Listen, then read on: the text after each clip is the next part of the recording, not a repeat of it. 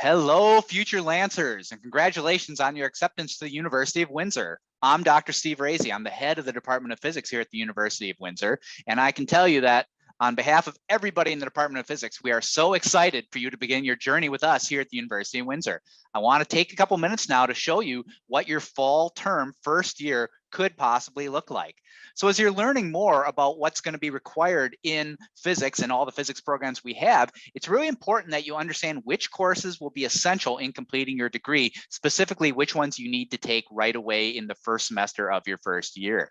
You're going to have to take 5 required courses, which will allow you to gain the necessary information that you need for a physics degree. And it's going to create a fundamental base that will allow you to take further specialized courses in your future years. So this short video that I'm going to lead you through is going to help you to understand which courses are required for your first semester. I'm going to give you some advice on planning a successful schedule, what your week will look like, and I'm going to provide some super useful tips for success in the coming fall. So you're ready to do that? Let's dive into it. Term, first year, that's going to be you. What do you have to get enrolled in? Let's take a look. Well, we have 2 streams going on right now in physics. It's both our Bachelor of Science honors physics with and without co-op, with and then we have a BS honors in medical physics with and without co-op. All students utilizing this resource, meaning this video that you're watching now, are encouraged to at any time contact physics@uwindsor.ca for any information you need about physics. Or you can send an email to science@uwindsor.ca for directions to some academic advisor in your other areas for additional support. So what are your required courses? I said there's going to be 5 of them for both degrees. So this is going to be really easy. Don't worry, if you're in honors physics or honors medical physics, you're all going to be taking the same 5 courses, no problem. One of them is Chem 1100, General Chemistry 1. It's 3 hours per week. Be aware that this does have a 3 lab hours per week as well. You're going to take Comp 1400. That's Introduction to Algorithms. This is 3 lecture hours a week, and they're adding 1.5 laboratory hours a week for that. This is going to teach you programming, super important course. You got some math courses you're going to be taking. This is Math 1250, Linear Algebra 1. Now note, there are 2 options of linear algebra. Be careful which one you take. Students who have credit for MCV4U, calculus and vectors, should register in this course. So if you've taken that MCV4U, enroll in Math 1250. There's another course called Math 1260, Vectors and Linear Algebra. This is the course you take if you do not have high school credit for MCV4U. So register in the class that's appropriate for you based on what your entering requirements are. Then you're going to take calculus. There's 2 versions of calculus as well. Math 1720, differential calculus, 3 lecture hours, 1 tutorial hour per week. This course is again for students who have the MCV4U credit from your high school. If you took MCV4U, go into Math 1720. If you did not take credit, MCV4U, calculus and vectors in high school, then you have to enroll in Math 1760. So pay attention to which section you go into. It's really important, and you cannot be enrolled in both. And then, of course, lastly, you are all going to be taking your physicists. So you're going to take Phys 1400, Introductory Physics 1. That's going to be 3 lecture hours per week, and we're actually offering 3 lab hours per week now as well. So here's the major courses you're going to be taking. And you note I've denoted the courses that have a lab with an asterisk here. You take chemistry, you take computer programming, you take 2 math, which is linear algebra and calculus, and then you take physics. 5 courses, no options in there. Best course of action, you're going to be taking all 5 of those in the fall. You've got to put them together into a schedule that works for you in the week. I've already gone through and done the work of putting together 2 examples of what a possible weekly schedule will look like. For some courses, you're not going to have any options. It won't fit together any other way, like the physics and the Math 1720 here and the Math 1250. But in these 2 examples, I've put in this example 1, you've got chemistry at night. Now, note, these are just the lectures, no labs. You have to fill in the labs around this schedule. That's your job to do. And then you take computer programming at 1 o'clock on Monday, Wednesday.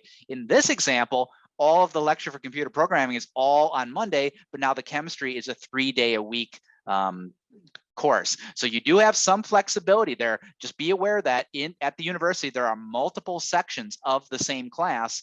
Make sure you're going into a section that's the right one for you. But if it works, you do have the freedom to mix and match them in this way, right? And this last number here denotes the section, Comp 1400-01, and this is Comp 1400-02. Note there are different times. It's the same course. You're allowed to be in either. If you can put together a weekly schedule that works for you, it could look like this. All right, let's just finish off then with some tips for planning a successful semester. Here are my tips. Reach out to your professors for help. They actually do want to help you. You're not bothering us ever if you reach out for help and you're struggling. I know students think, oh, I don't want to bother the prof, they're busy.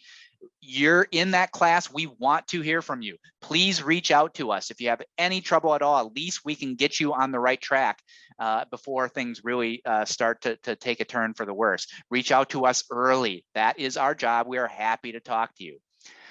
Use your GAs and TAs as a resource. Many of you don't know what GAs and TAs are. You're not been in university yet. These are the people who are going to, they're not professors. They are going to be in your labs, and they are probably going to be people who are running the labs for all of you.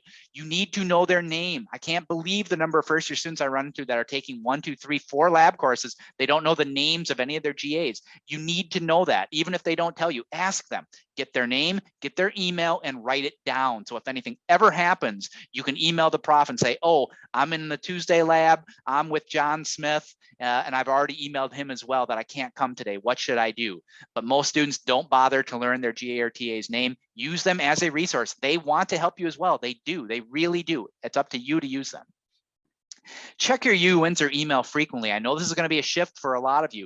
We communicate via the university email system a lot. All of you will have a uwindsor.ca email account.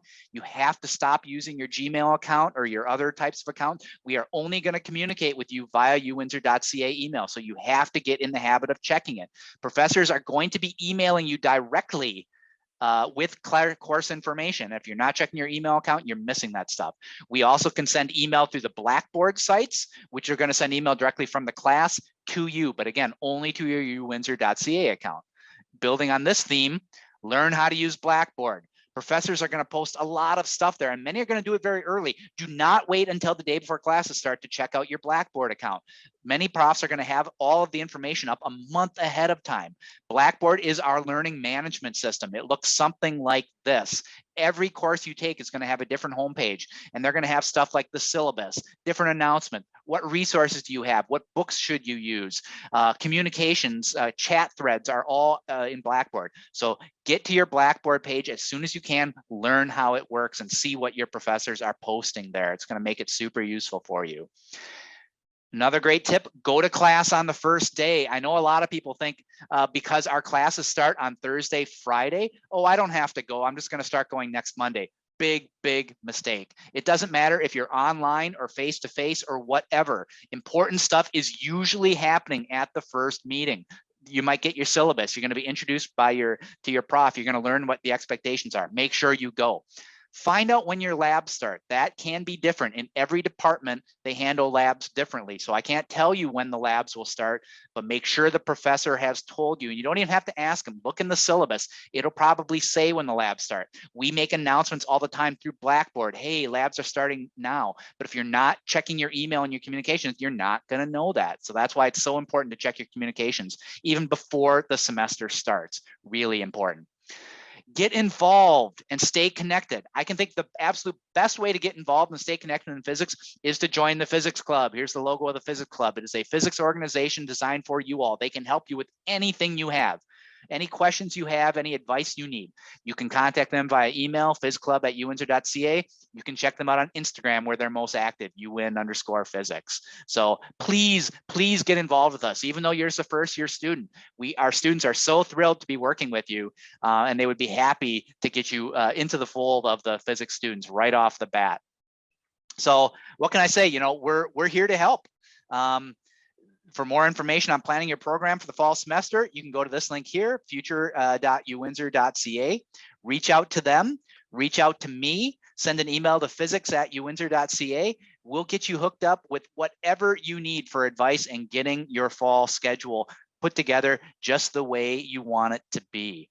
So if all that sounds like a lot, don't worry, it's not that much. You can absolutely do it. And we are so thrilled you're joining us. I cannot wait to meet with you all in the fall. You're going to have an incredible experience. This is just your first step. Let's make it a good one. Let's get started off on the right track by getting those courses down and getting all your good habits really locked in. All right. I hope that was useful to everybody. I'll see you in September.